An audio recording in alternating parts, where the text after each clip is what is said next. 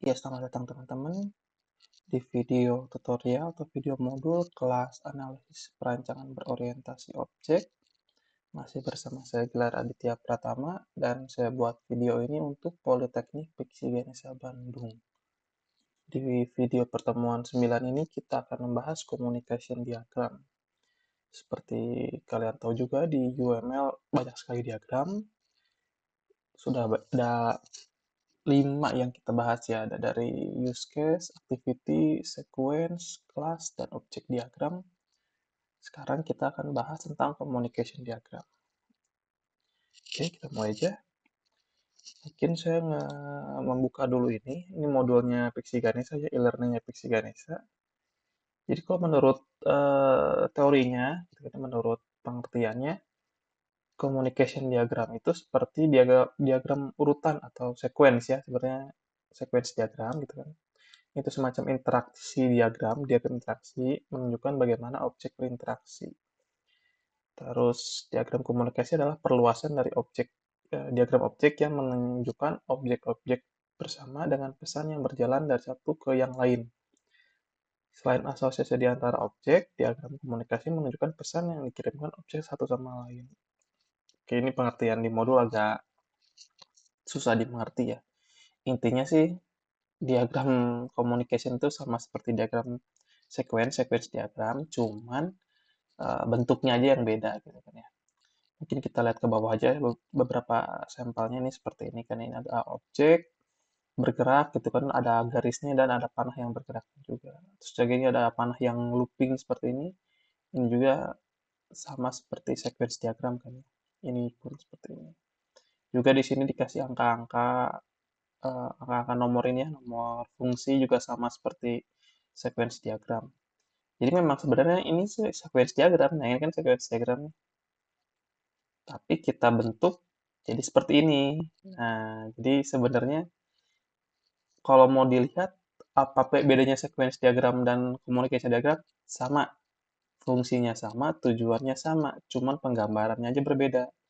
Kalau menggunakan sequence diagram itu kita punya lifeline di sini. Ini garis timeline-nya gitu kan, bergerak, bergerak, bergerak gitu kan, ada panah yang bergerak dari satu objek ke objek lain. Sedangkan di communication diagram bentuknya itu ke kanan. Kalau ini itu kan ke bawah gitu kan. Ke bawah dan ke kanan, tapi kalau ini lebih ke kanan gitu kan. Dia punya garis si aktor ini punya garis menuju objek dan juga di atasnya nih, di atasnya dikasih panah gitu kan. Jadi bukan garisnya berupa panah bukan, tapi garis aja gitu ya antar objek. Tapi kita punya keterangan panah. Ketika ke kanan menggunakan panah yang ada isinya ya, panah berisi hitam gini, lalu dikasih labelnya itu label fungsi, nama fungsinya, juga dikasih nomor kode. Ini juga ada yang ketika dia looping, memanggil dirinya sendiri di objek itu sendiri. Juga ini ada yang balik, ada yang si panahnya balik itu untuk return gitu kan ya. Seperti itu. Oke, kita coba aja dulu ya. Mungkin langsung kita gambar sambil memahami apa itu communication diagram objek-objeknya. Sorry, notasi-notasinya. Nah, ini adalah sampel yang saya pakai di beberapa pertemuan kemarin, yaitu tentang sistem belajar online ya. Nah, kalau kita lihat kan kita sudah punya ini nih, sequence diagramnya nih. Dimulai dari aktornya pembeli itu masuk ke berinteraksi dengan page login gitu kan ya, dia ada send login kredensial gitu kan, ada login dan return login sukses. Ini sampai ke belakang. Nah, sebenarnya ini kan penggambaran sequence nih. Nah, gimana kita menggambarkan si communication diagramnya? Nah, seperti ini hampir sama sebenarnya. Cuman kita pakai ke kanan gitu kan ya. Untuk aktor di sini ada kan ya anotasi aktor di sini. Untuk objeknya ini kita masih bisa pakai yang ini nih. Ini objek ini. Cuma jangan lupa dikasih titik dua terus nama nama objeknya ini page login gitu kan. Terus untuk ini, untuk garis sih garis biasa aja ya. Kita nggak narik dari garis ini ke sini kemana itu menggunakan garis biasa. Cuman ini panahnya dihilangkan gitu kan. Jadi cuman hanya garis lurus aja. Lalu untuk ini untuk panah ini kita bisa pakai yang ada di sini. Di sini ada beberapa panah kan ya. Misalkan pakai yang ini boleh nih udah ada. Ini kan panah hitam gini kan ya. Udah ada tulisannya kita bisa pakai ini. Nah, seperti ini. Atau kalau mau yang panah balik ini kita bisa klik di sini lalu ganti. Yang kanannya jadi non, yang sebelah kirinya kita cari panah yang bergaris ini aja. Nah, seperti ini. Di notasi-notasinya kita bisa pakai atau objek-objek yang ada di sini kita bisa pakai ulang gitu kan ya. Ini yang use case ada, ini yang ini.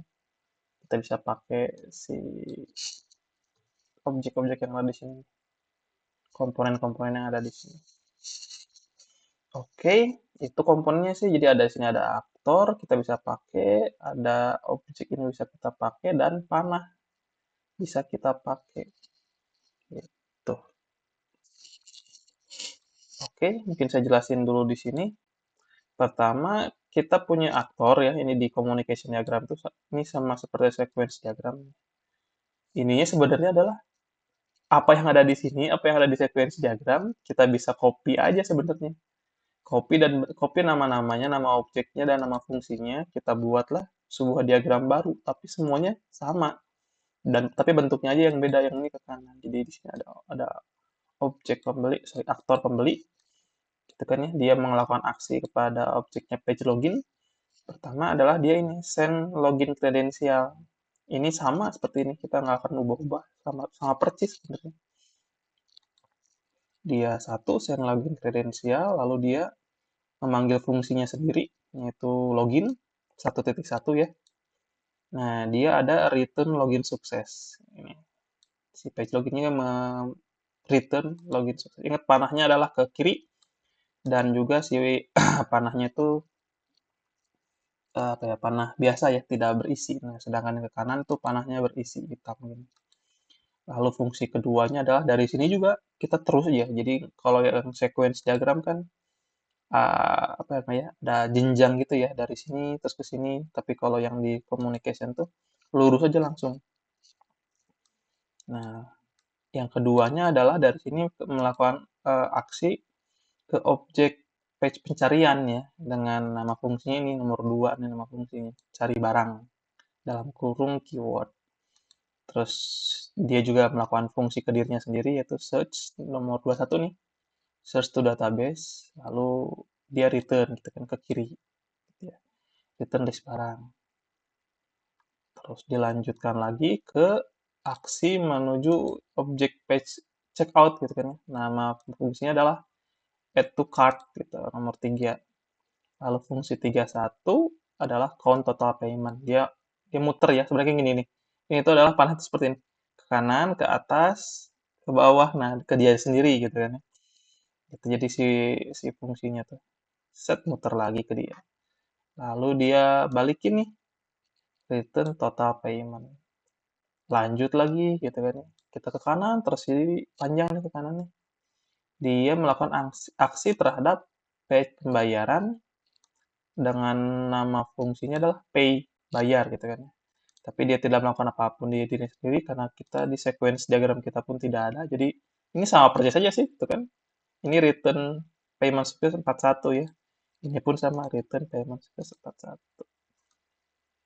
Jadi communication diagram itu sebenarnya alternatif sih. Jadi kalau misalkan teman-teman mau bikin ya, ini use case pasti ada, activity pasti ada. Nah, bisa jadi kita antara bikin sequence diagram atau communication diagram gitu kan, tergantung enaknya yang mana.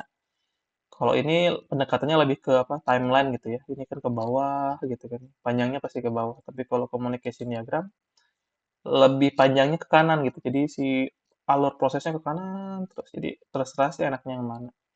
Tapi biasanya gitu kan, biasanya kita menggunakannya sequence diagram, tidak menggunakan communication diagram. Seperti itu sih. Ini adalah menurut saya apa namanya? diagram yang paling mudah sih. Karena kalau kita udah belajar atau udah membuat sequence diagram seperti ini, kita cuma perlu membentuk diagram baru tapi nama objeknya atau nama fungsinya udah ada sama, terus arah-arah panahnya pun sama gitu kan. Jadi communication diagram ini harusnya paling gampang gitu ya. Penjelasannya pun singkat seperti itu. Jadi ya inilah communication diagram. Tapi jarang sih sebenarnya jarang dipakai. Lebih sering menggunakan sequence diagram. Oke, itu sih. Jadi komponen-komponen yang dipakai hanya aktor sama, lalu objek sini dan juga panah sini. Tiga. Jangan lupa ininya nama objeknya pakai titik dua ya. Ini kan sebenarnya nama nama halaman ya, nama halaman nanti di sistem nanti. Lalu ini pun jangan lupa panah kanan menggunakan panah berisi hitam, sedangkan panah ke kiri untuk return itu hanya panah garis biasa. Juga nama fungsi ya, ini nama fungsi jangan lupa pakai kurung buka kurung tutup karena untuk menandakan fungsi. Tapi kalau ada data yang dijadikan parameter yang dibawa saat fungsi itu berjalan, disimpan di dalam nih. Misalkan keyword itu dijadikan parameter, tidak disimpan di dalam kurungnya. Juga jangan lupa menggunakan nomor fungsi. Jadi setiap aksi sini tuh ada nomor fungsinya lah. Gitu. Ini satu, ini 1.1, ini 1.2. Kan. Ada nomor fungsinya. Gitu. Jangan lupa kalau nama fungsi itu kata kerja ya. Tapi sedangkan ini kalau nama objek ini kata benda. Seperti itu. Ya mungkin sederhana aja untuk pembahasan communication diagram karena memang eh, sederhana juga sih si pembahasan sedikit karena kita sudah belajar sequence diagram jadi sudah lebih paham cuma tinggal bentuknya aja ini yang dibedakan. Ya mungkin cukup sekian aja sih pembahasan dari communication diagram. Rasanya sudah pada pengerti ya ini karena kita sebelumnya sudah belajar sudah memahami tentang sequence jadi di communication diagram ini tidak terlalu sulit. Mungkin segitu aja video singkat dari saya, penjelasan singkat dari saya. Mudah-mudahan teman-teman semua paham dengan apa yang saya jelaskan. Juga dipraktekkan, jadi percuma aja kalau hanya nonton, tapi tidak mempraktekkan karena tidak akan mengerti sebenarnya. Kalau hanya menonton mungkin cuma satu kali aja, belajarnya cuma satu kali, tapi ketika kita mencoba buat sendiri, itu bisa jadi 2 sampai 3 kali belajar gitu kan. Memahami iya, mencoba iya, dan membaca ulang gitu kan. Itu sudah jadi 3 kali belajar. Jadi silahkan dicoba untuk si communication diagram ini. Oke, sampai berjumpa di video-video selanjutnya dengan materi-materi yang berbeda, masih di mata kuliah analisis perancangan berorientasi objek. Oke, dengan saya Gelar Aditya Pratama, terima kasih.